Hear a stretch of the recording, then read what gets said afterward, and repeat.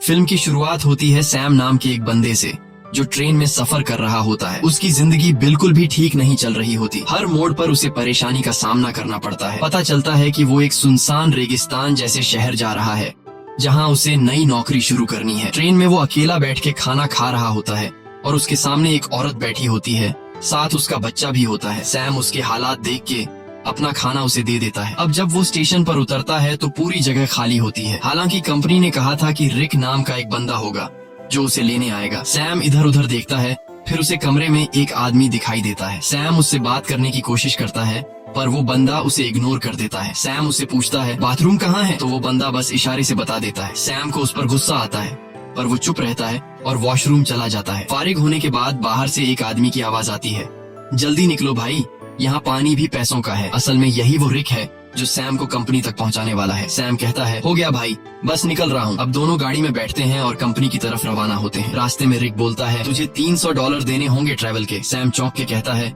यार कंपनी ने तो कहा था $200। रिक गुस्से में कहता है अगर 300 दे सकता है तो ठीक, नहीं तो उतर जा। सैम सोचता है कि कोई दूसरा रास्ता तो है नहीं, तो वो मान जाता है। थोड़ी देर बाद गर्मी बहुत ज्यादा हो जाती है। सैम एसी ऑन करने की कोशिश करता है। रिक तुरंत गुस्से में कहता है हाथ मत लगाना एसी को वरना इंजन बैठ जाएगा। अचानक गाड़ी का टायर पंक्चर हो जाता है। रिक खुद कुछ नहीं करता और सैम से कहता है चल टायर तू बदल। सैम मजबूरी में टायर बदलने लगता है। इसी दौरान वो देखता है कि एक कुत्ता दूसरे कुत्ते को मार रहा होता है। ये देखकर सैम बहुत ज्यादा डर जाता है। रिक आता है और कहता है ओ भाई कांप क्यों रहा है, ये होता रहता है। फिर वो जख्मी कुत्ते को खुद मार देता है ताकि उसे और तकलीफ न हो। सैम बड़ी मुश्किल से टायर बदलता है, फिर दोनों वापस गाड़ी में बैठते हैं। रात को फ्यूल भरने के लिए गाड़ी रोकते हैं और वहीं रात गुजारने का प्लान बनाते हैं। दोनों लकड़ियां जमा करते हैं, आग जलाते हैं। रिक पूछता है तू इतनी दूर कंपनी क्यों जा रहा है। सैम कहता है यार जिंदगी बहुत मुश्किल चल रही है, मैं चाहता हूँ किसी का मोहताज न बनूं और मुझे यकीन है कि उस कंपनी में मुझे कोई अच्छी जॉब मिल जाएगी। रिक कहता है तू एक अच्छा इंसान है लेकिन जिस जगह तू जा रहा है ना वहाँ सब खून चूस लेते हैं, सीधा बंदा वहाँ बचता नहीं। सैम कहता है चलो देखते हैं क्या होता है। अगले दिन फिर सफर शुरू होता है। अब सैम ड्राइव कर रहा होता है। रिक सो जाता है।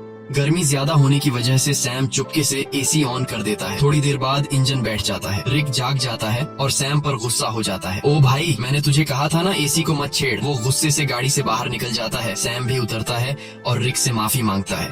रिक को और गुस्सा चढ़ जाता है, बोलता है चुप कर, तेरी आवाज ना सुनो। इसके बाद सैम पेशाब करने जाता है। थोड़ा दूर जाकर वो एक चमकता हुआ पत्थर देखता है। करीब जाकर जब वो गौर से देखता है तो पता चलता है कि ये तो खालिस सोना है। वो फौरन रिक को बुलाता है, वो इधर आ, चेक कर कहीं मैं सपना तो नहीं देख रहा। रिक जैसे ही देखता है शॉक हो जाता है। वो लाइटर निकालता है, आग जलाकर चट्टान पर रखता है, बोलता है अगर काला हुआ तो नॉर्मल पत्थर वरना खालिस सोना। चट्टान जैसी की तैसी रहती है, मतलब सोना कंफर्म। अब दोनों सामान निकालते हैं, गड्ढा खोदने लगते हैं ताकि सोना निकाल सके। पूरी ताकत लगाते हैं लेकिन चट्टान हिलती भी नहीं। रिक रस्सी की मदद से सोने को गाड़ी से बांधने की कोशिश करता है ताकि खींच सके, लेकिन रस्सी टूट जाती है क्योंकि सोना भारी होता है। इसके बाद दोनों लगे रहते हैं, सारा दिन खुदाई करते हैं। अब सूरज डूबने लगता है। रिक कहता है जल्दी से लकड़ियां जमा कर क्योंकि जंगली कुत्ते आसपास घूम रहे हैं, रात को हमें काट लेंगे। अगर हम आग जला लें तो वो डर के भाग जाएंगे। दोनों लकड़ियां जमा करते हैं, आग जलाते हैं, खुशी में गाने बजाने और नाचने लगते हैं। रिक सैम को गले लगाकर कहता है तुझे मैं फुल एसी वाली कार दिलाऊंगा।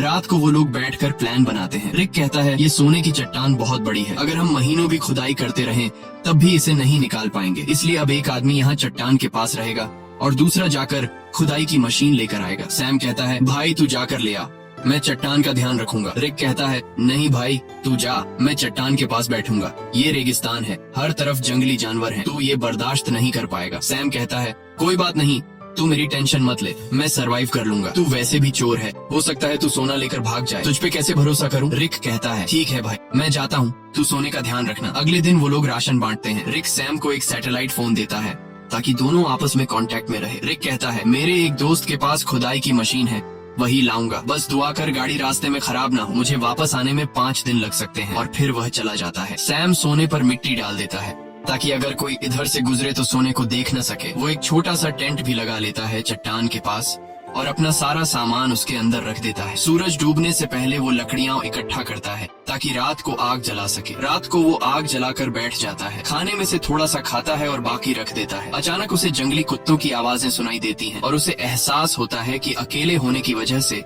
वो आसान शिकार है। वो डर जाता है और चाकू हाथ में लेकर सो जाता है। अगली सुबह सूरज की तेज धूप से उसकी आंख खुलती है। बहुत गर्मी और थकावट होती है, नींद पूरी नहीं हुई होती और सूरज की तपिश उसकी स्किन जला रही होती है। तभी सैटेलाइट फोन की बेल सुनाई देती है। सैम दौड़कर फोन तक जाता है, लेकिन कॉल कट चुकी होती है। वो टेंट में बैठा सोने को देख रहा होता है और सोचता है कि सोना बेचकर सबसे पहले एक बड़ा घर खरीदूंगा। फिर सैम पास के इलाके में घूमता है। थोड़ी दूरी पर उसे एक क्रैश प्लेन दिखाई देता है। वो फौरन उस क्रैश प्लेन के पास जाता है और वहीं रहने का फैसला करता है, लेकिन वहाँ से सोने की चट्टान उसकी नजरों से दूर होती है। इसलिए वो प्लेन के कुछ टुकड़े उठाकर चट्टान के पास एक टेंट बना लेता है। सैम कुछ देर के लिए आराम करने लगता है ताकि पानी की बचत हो और थकान कम हो। अचानक बाहर से कुछ ऐसी आवाजें सुनाई देती हैं जैसे कोई सोने की चट्टान चोरी कर रहा हो। वो बाहर निकलता है, लेकिन कुछ नहीं होता। चट्टान वैसे की वैसे होती है। वो चट्टान के पास बैठ जाता है। तभी उसे एक आइडिया आता है कि क्यों न चट्टान से एक सोने का टुकड़ा काट लिया जाए। सैम पत्थर उठाकर सोने को तोड़ने लगता है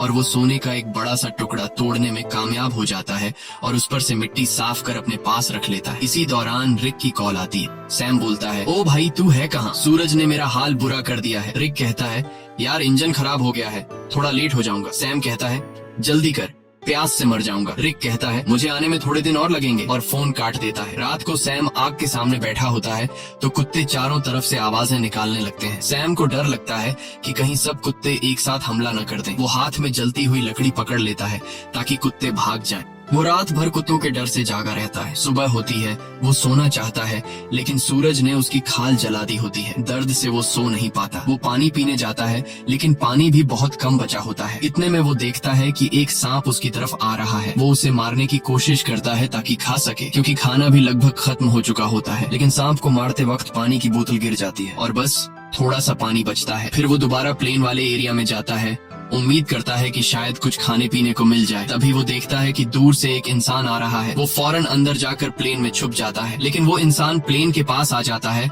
और सैम को बाहर आने को कहता है। करीब आकर पता चलता है कि वो तो एक लड़की है जो उससे बात करना चाहती है, लेकिन सैम उससे बात करने को तैयार नहीं होता।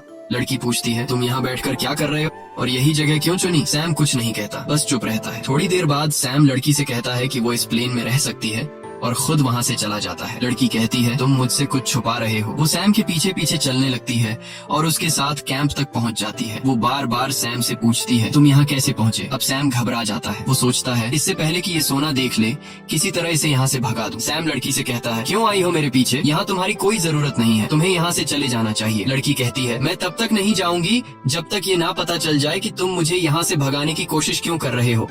जरूर तुम मुझसे कोई राज छुपा रहे हो। उसी वक्त उसकी नजर सोने पर पड़ती है। वो कहती है, अच्छा तो ये बात है, पूरे सोने के मालिक बन बैठे हो, ये सारा खजाना अकेले ले जाओगे? अब मेरी बात सुन, मैं तब तक यहाँ से नहीं जाऊंगी जब तक इसमें से मुझे आधा हिस्सा नहीं मिलेगा। सैम को गुस्सा आ जाता है।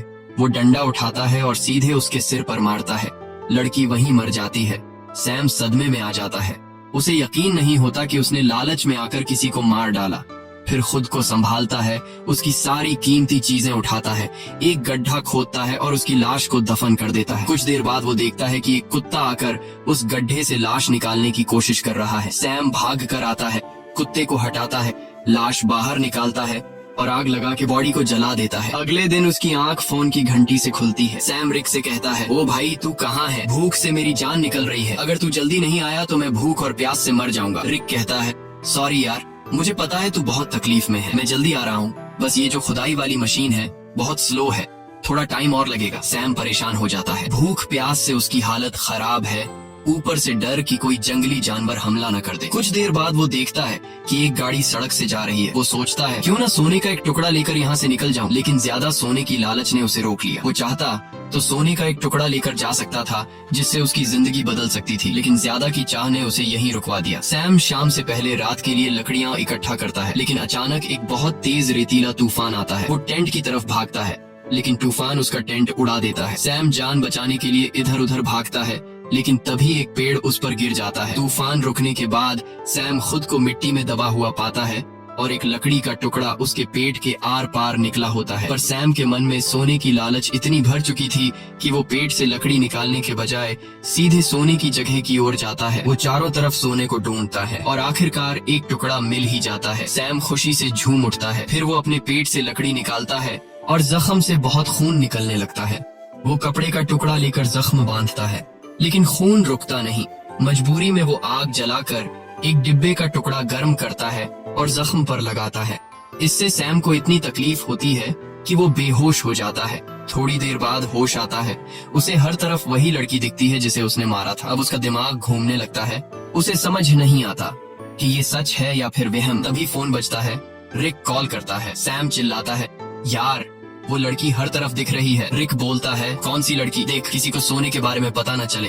अगर किसी को पता चल भी गया हो तो उसे मार डाल। लेकिन सैम की हालत इतनी खराब होती है कि वो किसी को मार तो क्या, अपने पैरों पर खड़ा भी नहीं हो सकता। वो जमीन पर रेंग रहा होता है। जवाब देने की भी हिम्मत नहीं होती। अचानक वही लड़की सामने खड़ी नजर आती है, लेकिन इस बार उसके चेहरे पर कोई जख्म नहीं होते। वो सैम को पानी पिलाती है और मदद करने को कहती है, लेकिन सैम सोने की लालच में इतना अंधा हो गया था कि वो मदद लेने से भी इनकार कर देता है। सैम डरते हुए कहता है, मैंने तुम्हें मार डाला था, दूर रहो। वो बोलती है, बस इतना बता दो, क्या मेरी जुड़वा बहन यहाँ से गुजरी है? तब सैम को यकीन हो जाता है कि ये वहम नहीं है, बल्कि ये उसी लड़की की बहन है जिसे उसने मारा था। सैम कहता है, नहीं, मैंने कुछ नहीं देखा, बस तुम यहाँ से चली जाओ। जिसके बाद वो लड़की वहाँ से चली जाती है। कुछ देर बाद जंगली कुत्ते उसके पास आने लगते हैं और उसे चारों तरफ से घेर लेते हैं। वो तुरंत रिक को फोन करता है।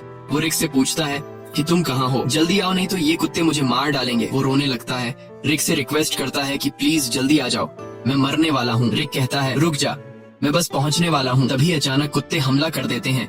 एक एक करके सब उसे नोचने लगते हैं। यहाँ हम देखते हैं कि रिक सैम से दूर बैठकर दूरबीन से सब कुछ देख रहा होता है। असल में वो कई दिन पहले मशीन लेकर वहाँ पहुँच गया था और बस वो सैम के मरने का इंतजार कर रहा था ताकि वो अकेले सारा का सारा सोना ले जा सके। जिसके बाद रिक छिपकर खड़ा होता है। वो देखता है कि सैम को जंगली कुत्ते घसीट कर ले जा रहे हैं। तब भी सैम सोने की तरफ देख रहा होता है। जिसके बाद जंगली कुत्ते सैम को नोच नोच कर खा जाते हैं। रिक को जब पक्का यकीन हो जाता है कि सैम मर गया है, वो गाड़ी लेकर सोना उठाने आता है, लेकिन अचानक एक तीर आकर सीधे उसके सीने में लगता है और वो भी मर जाता है। ये तीर चलाने वाली कोई और नहीं बल्कि वही लड़की की जुड़वा बहन होती है।